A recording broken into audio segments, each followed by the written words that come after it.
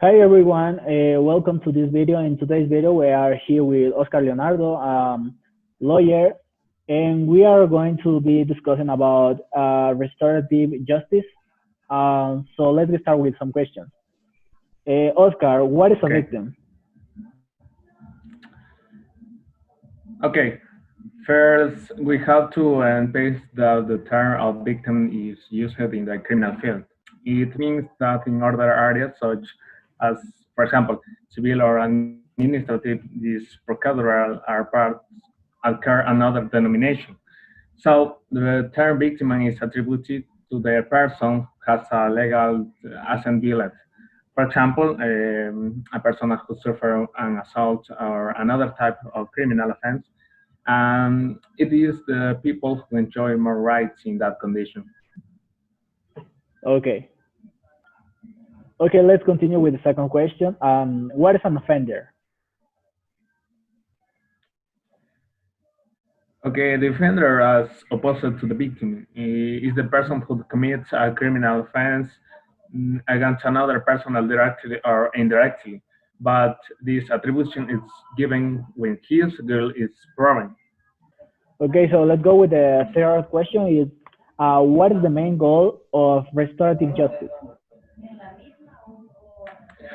Okay, first we have to establish that Ecuador is a country that guarantees the rights. This Mhm. means that the legal assets of the people are about the laws themselves. So the principle of legal restore goes hand in hand with this constitutional provision and to ensure the people to some right has been violated and restored between a material or immaterial legal assets. Okay, let's go with the first question. It's what are some advantages of restorative justice?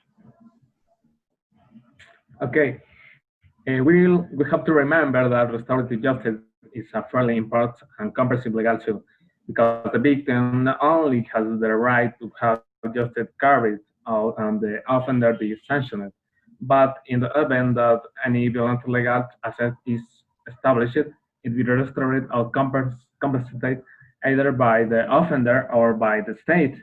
Many times it can be established as an alternative method of conflict resolution, with the need to restart to just judicial process. Okay. And the next question is what are some possible disadvantages of restorative justice?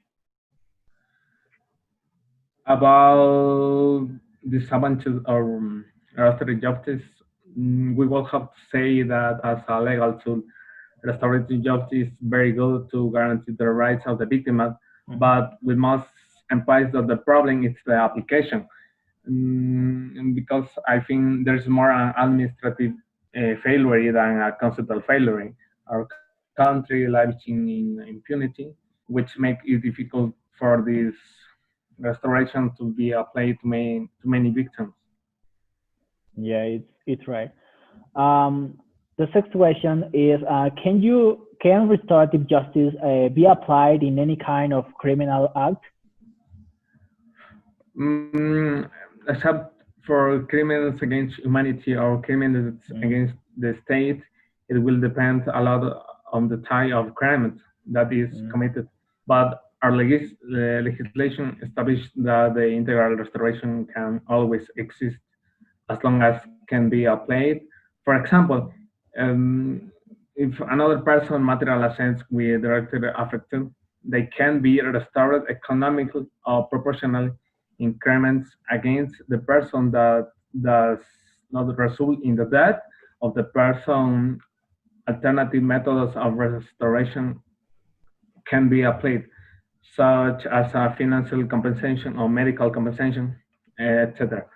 And in this case, we are form of complete restoration can be established. The person who commits the crime will be punished with the maximum penalty of the crime committed. Okay. The seventh question is what is your personal opinion about the application of restorative justice to solve legal conflicts? Okay, I think it's a good legal tool, and as a lawyer, I will have to plead when it's a company to plead the rights of the victim. No more. Yes, because the rights of the victims are very, very important. Okay, so Yeah. as a final question we have, is restorative justice officially practiced to solve legal conflicts in our country? Yes, it is applied, but many times inaccurately or inefficiently. Yeah, we have to work very hard to improve that. Okay, Yes. so thank you very much, Oscar, for your time. It was a pleasure. And that's it for today's video. Thank you. Thanks so much.